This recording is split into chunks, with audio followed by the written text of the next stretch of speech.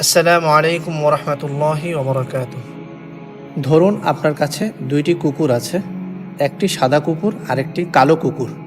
সাদা কুকুরকে আপনি কোনো খাবারই দিচ্ছেন না, শুধুমাত্র বেঁচে থাকার জন্য যতটুক খাবার প্রয়োজন ততটুক খাবারই শুধু আপনি সেই সাদা কুকুরকে দিচ্ছেন। অপরদিকে আপনি কালো কুকুরকে তার জন্য পুষ্টিকর সকল খাবার তাকে আপনি পরিবেশন করছেন, তাকে আপনি খাওয়াচ্ছেন। যেই খাবারগুলো খেলে সেই কালো কুকুর শক্তিশালী হবে, হৃষ্টপুষ্ট হবে, বড় হবে। এই দুই কুকুরের মধ্যে কে বেশি শক্তিশালী হবে, কে বেশি তাগড়া হবে, কে আগে বড় হবে এবং মজবুত হবে, শক্তিশালী হবে? অবশ্যই কালো কুকুর, কারণ আপনি তাকেই তো খাবার দিয়েছেন, তাকেই আপনি সকল পুষ্টিকর খাবার দিয়েছেন, তাই না? বলার উদ্দেশ্য হলো, আমাদের মনের ভিতরেও দুইটি নফস আছে। একটি হলো নফসে আম্মারা বিস্সু, অর্থাৎ কালো কুকুর দিয়ে আমি যেই নফসকে বোঝাতে চেয়েছি সেটি। তার খাবার কি, তার পুষ্টিকর ফিড কি? তার পুষ্টিকর খাবার হলো মিউজিক, মুভিজ, টিভি সিরিজ, পাপ কাজ, চোখের গুণা, কানের গুণা, মুখের গুণা, জবানের গুণা, হাতের গুণা, মানুষকে কষ্ট দেওয়া, হারামকে বেছে নেওয়া, মদ পান করা, সুদ খাওয়া, ঘুষ খাওয়া, পার্টি করা, নেশা করা, মা বাবার অবাধ্য হওয়া, মিথ্যা কথা বলা, টিচার্সদেরকে, শিক্ষকদেরকে অসম্মান করা, কার সাথে চিটিং করা, ধোঁকাবাজি করা। অর্থাৎ যত ধরনের পাপ কাজ আছে ইসলাম যেগুলোকে হারাম বলে নিষিদ্ধ করেছে, সেই সমস্ত পাপ কাজের মধ্যে ডুবিয়ে থাকাই হচ্ছে এই নফসে আম্মারা বিস্সুর খাবার, যার দ্বারা নফসে আম্মারা বিস্সু অনেক শক্তিশালী হয়ে যায়। অপরদিকে আপনি যদি সাদা কুকুর বলে আমি যেটাকে বোঝাতে চেয়েছি, অর্থাৎ নফসে মুতমাইন্না, আমাদের মধ্যে যে আরেকটা নফস আছে, তাকে যদি আপনি খাবার খাওয়ান, ভালো ভালো পুষ্টিকর খাবার দেন, তার পিছনে যদি আপনি মেহনত করেন, তাহলে সেই হোয়াইট ডগস বা সাদা কুকুর যেটা আছে নফসে মুতমাইন, সেটা কি হবে? অনেক শক্তিশালী হবে, অনেক মজবুত হবে এবং নফসে আম্মারার সামনে বুক ফুলিয়ে দাঁড়াতে সক্ষম হবে। তো এই নফসে মুতমাইন্নার খাবার কি? নফসে মুতমাইন্নার খাবার হলো কোরআন, জিকির, নামাজ, আল্লাহ তাআলার ইবাদত, সাদাকা, সত্য কথা বলা, মানুষের সাথে ভালো আচরণ করা, কাউকে কষ্ট না দেওয়া, মা বাবার কথা শোনা, মা বাবার ইত্তেবা করা, আল্লাহ রসুলের পথে চলা, শিক্ষকদের সাথে ভালো আচরণ করা, তাদেরকে সম্মান করা, রেসপেক্ট করা, মানুষের হক নষ্ট না করা, সমস্ত পাপ কাজ থেকে নিজেকে হেফাজতে রাখা, হারাম থেকে দূরে থাকা, মুভিজ, সং, মিউজিক, পার্টিজ, এগুলো থেকে নিজেকে পরহেজ রাখা, চোখের হেফাজত করা, অর্থাৎ আল্লাহ তাআলার সমস্ত হুকুম আহকাম মেনে চলা। এগুলোই হলো নফসে মুতমাইন্নার খাবার, যার দ্বারা নফসে মুতমাইন শক্তিশালী হয়। অন্যথায় কি হবে? অন্যথায় নফসে আম্মারা বিস্সু যেটা আছে, বদবখত যেই নফস আছে, তার ধোকায় পড়ে আপনাকে সে যেখানে ইচ্ছা সেখানে নিয়ে যাবে, যে কোনো পাপ কাজ আপনাকে দিয়ে করাবে, যে কোনো সময় যে কোনো পরিস্থিতিতে আপনাকে সে গুনাহে লিপ্ত করে দিবে, মা বাবার অবাধ্য সন্তান করে দিবে। কোরআনে কারীমে আল্লাহ তাআলা শয়তানের ব্যাপারে উল্লেখ করেছেন, আশ-শাইতানু ইয়াইদুকুমুল ফাকরা ওয়া ইয়া'মুরুকুম বিল ফাহশা, যে শয়তান তোমাদেরকে অভাব অনটনের ভীতি প্রদর্শন করে এবং অশ্লীলতার আদেশ দেয়। অপরদিকে আল্লাহ তাআলা কি বলছেন? ওয়াল্লাহু ইয়াইদুকুম মাগফিরাতাম মিনহু ওয়া ফাদলা ওয়াল্লাহু ওয়াসিউন আলীম।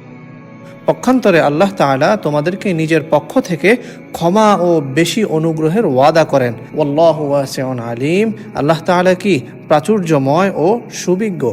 আল্লাহ তাআলা আমাদের সবাইকে শয়তানের ধোঁকা থেকে বেঁচে চলার তৌফিক দান করুন। আল্লাহুম্মা রাহমাতাকা আরজু ফালা তাকিলনি ইলা নাফসি তরফাতা আইন। হে আল্লাহ, আমি আপনার রহমতের আশা করি যে হে আল্লাহ, আপনি আমাকে আমার নফসের হাওয়ালা করে দিয়েন না। অর্থাৎ আমার নফস যেন আমাকে আল্লাহ কন্ট্রোল করতে না পারে। কতটুক সময়ের জন্য? তরফাতা আইন, অর্থাৎ চোখের পলক ফেলতে যেটুকু সময় লাগে সেটুকুর সময়ের জন্য যেন আমার নফস আমাকে কন্ট্রোল করতে না পারে। ওয়া আসলিহ লি শা'নি কুল্লাহু, এবং আমার সমস্ত কাজকে আপনি পুরা করে দেন। কেননা লা ইলাহা ইল্লা আনতা, যে হে আল্লাহ, আপনি ছাড়া তো আমার আর কেউ নেই, আপনি আমার একমাত্র ইলাহ। সুতরাং মা বাবা তাদের বাচ্চাদেরকে যেভাবে হেফাজত করে, হে আল্লাহ, আপনি তো রহমান রহিম, আপনি তাদের চেয়েও উত্তমভাবে আপনি আমার হেফাজত করুন। হযরত ইব্রাহিম আলাইহিস সালাম, যিনি কিনা আল্লাহ সুবহানাহু ওয়া তাআলার নবী, যিনি কিনা খলিলুল্লাহ, তিনি তার সন্তানদের জন্য পর্যন্ত দোয়া করছেন। আল্লাহু আকবার।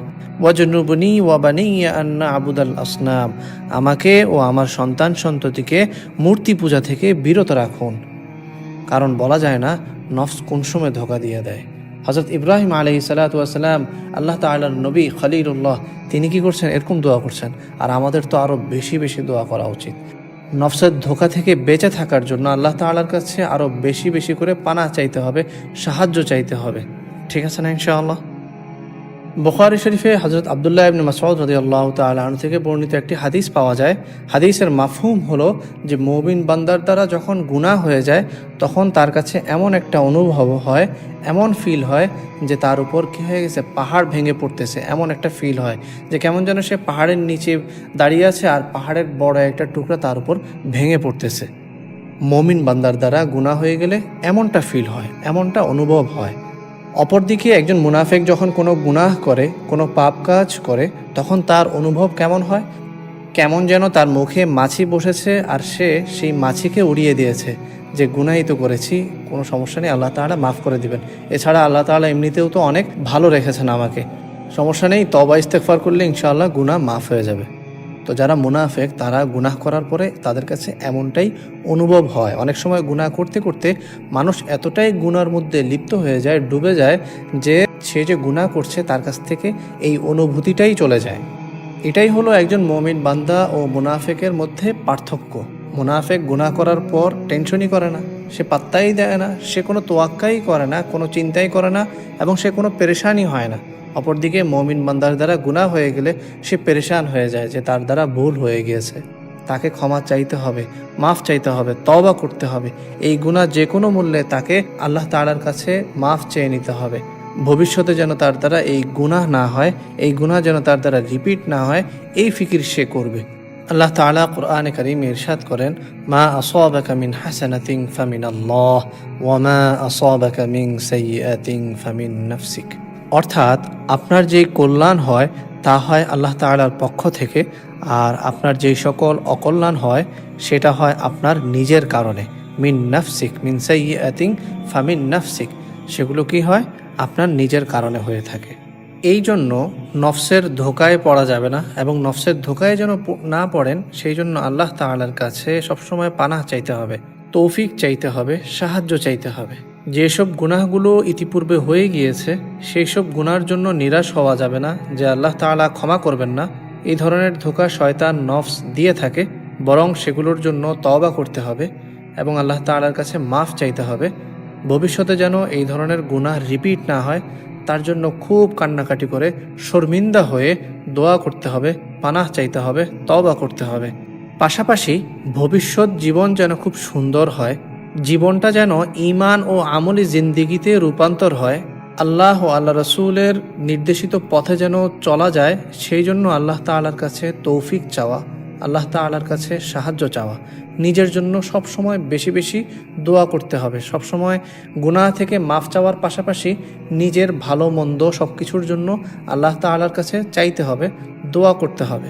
অনেক সময় আমরা মোনাজাতে শুধুমাত্র নিজের গুনার জন্য ক্ষমা চাই, মাফ চাই, যে হে আল্লাহ আপনি আমার গুনাহগুলোকে ক্ষমা করে দেন, অথচ পাশাপাশি এর জন্য আপনি আপনার হায়াত দারাজের দোয়া করতে পারেন, আপনার সুন্দর জীবন আশা করতে পারেন, ভবিষ্যৎ যেন সুন্দর হয় সেই জন্যও দোয়া করা যায়, জীবনে যেন সাকসেসফুল হতে পারেন সেই জন্যও দোয়া করা যায়।